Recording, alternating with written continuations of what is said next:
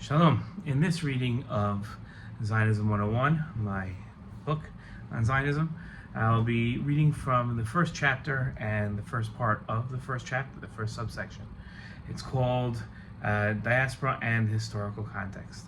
And the opening question is, how did the Jewish diaspora experience lead to the start of Zionism? Think about that. Zionism cannot be understood or appreciated without a familiarity with the Jewish diaspora. The Jewish diaspora was created by a simultaneous scattering of the Jewish people around the world and a collective memory that united the people over great distances. The experience of diaspora reshaped the Jewish people and refined their identity. Despite being dispersed throughout the world, Jewish communities maintained their identity as Jews, including a desire to return as a nation to the land of Israel. It was their Zionist movement. Ancient dispersions. Foundations of exile.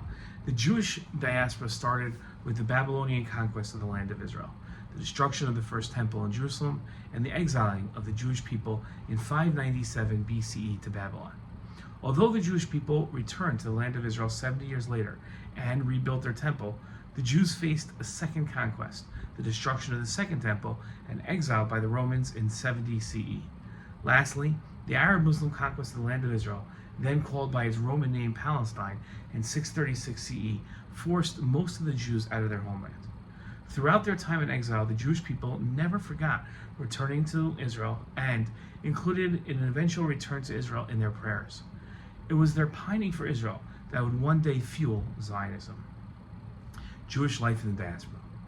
As the Jewish exile took hold, Jews spread across the Roman Empire, from Europe and Rome and Spain, North Africa, and the Middle East. The start of the exile was difficult.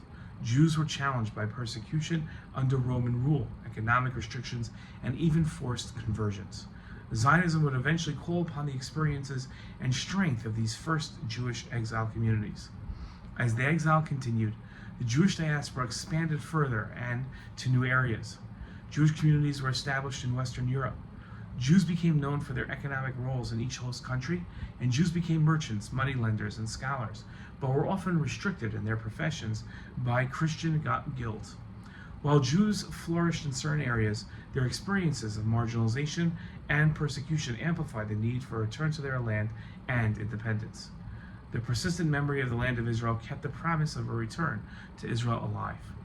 The diaspora's challenges, religious and cultural enduring, shaped Jewish consciousness, culminating in Zionism's call for a homeland. The Bible's relevance to Zionism's origins. While many of the early Zionists were religious Jews who viewed the Torah, the Bible, as divine, most of the early Zionist leaders were secular. These secular Jews were assimilated from the Torah, but not from their Judaism. If they didn't view the Torah as divine, they certainly saw it as a Jewish cultural work that represented traditional Jewish values. The biblical promises of restoring the Jewish people to the land of Israel transformed mere theological hope and dreams to a driving force for a political movement that mandated a Jewish return to the land of Israel. It was the drive to return to Israel, along with the hopes and dreams of Jews for thousands of years, that allowed the Jewish people to live through the persecution the Jewish diaspora repeatedly faced throughout their long exile. Many Jews see the modern state of Israel, Zionism's greatest achievement, as a fulfillment of the prophet Amos's words, "I will return the captivity of my land, of my people Israel, and they shall rebuild desolate cities and inhabit them, and they shall plant vineyards and drink their wine, and they shall make gardens and eat their produce. I will plant them on their land, and they shall no longer be uprooted from upon their land that I have given them, said the Lord your God." These modern Zionists feel that they are living the dreams of their ancestors. Here's a question to think about to end the chapter. Does the foundation of biblical prophecy enhance or detract from Zionism in your eyes? Shalom.